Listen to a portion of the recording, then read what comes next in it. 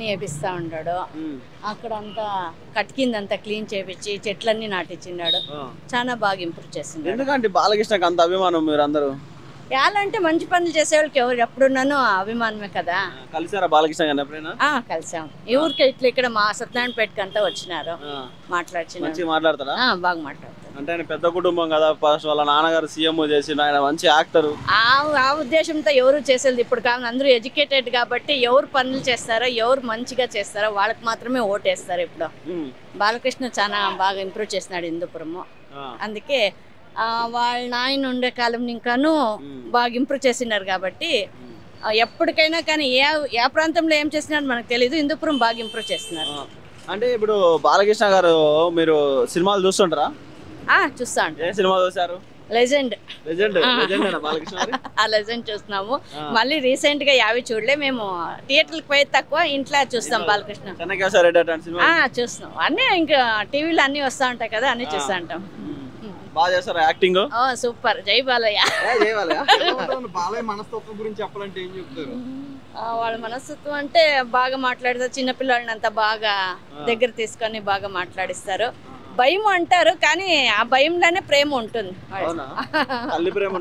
ఉంటుంది. బాగా మాట్లాడిస్తారు. మా ఆర్యవైశ్య సంఘంకి అంతా వస్తారు. బాగా అంతా ఇంప్రూవ్మెంట్ చేస్తున్నారు. అదంతా ఏం లేదు. బాగా ప్రేమగా మాట్లాడిస్తారు. బాలయ్య గారు బాగా సర్వీస్ చేస్తా ఉన్నారు. బాగానే ఇచ్చేస్తా ఉన్నారు. పర్వాలేదు. హిందూపురం కూడా డెవలప్మెంట్ అవుతా ఉంది.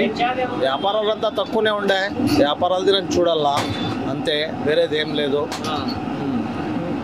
హిందూపూర్లో గెలుస్తారు. మళ్ళీ వాళ్ళే గెలుస్తారు. బాలయ్య గారే గెలుస్తారు. ఇంకా ఏమండి, బాలయ్యనే వస్తారు మళ్ళీ. ఎందుకని? బాలయ్య అభివృద్ధి చేస్తా ఉన్నారు కాబట్టి. అభివృద్ధి చేస్తా ఉన్నారు. ఎదురు లేకుండా గెలుస్తా ఉన్నాడు కదా ఫస్ట్ నుండి. ఎందుకని అలా సాధ్యమవుతుంది? సాధ్యమంటే కంచికోట కదండి ఇది. వాళ్ళ నాయన ఉన్నప్పటి నుంచి కంచికోట, వాళ్ళ నాయన ఉన్నప్పటి నుంచి జరుగుతానే ఉండేది. ఇప్పటి నుంచి వచ్చిండేది కాదు. వాళ్ళ డాడీ ఉన్నప్పటి నుంచి జరుగుతూ ఉండేది. రామారావు ఉన్నప్పటి నుంచి గెలుస్తానే ఉన్నారు. వస్తానే ఉంది టీడీపీ.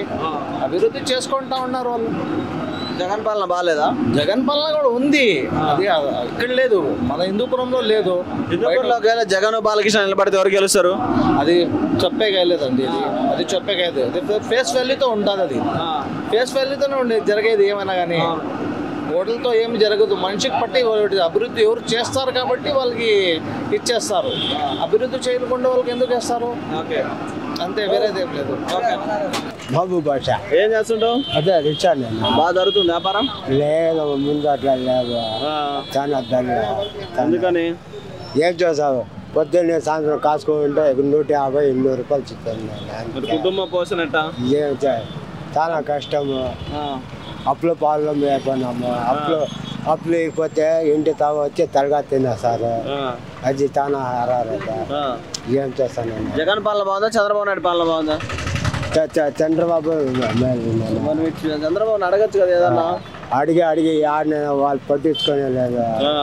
అదే వచ్చింది. బాలకృష్ణ గెలుస్తాడా? గెలుస్తారు. ఎందుకని బాలకృష్ణకి అంత క్రేజు? గేదె అంటే లేపాచిల్లో అప్పకి చాలా గిరాక్ సార్కి గిరాక లేపాచిల్లో అంతే. బాలకృష్ణ ఓటేస్తారు మరి? వేస్తాం.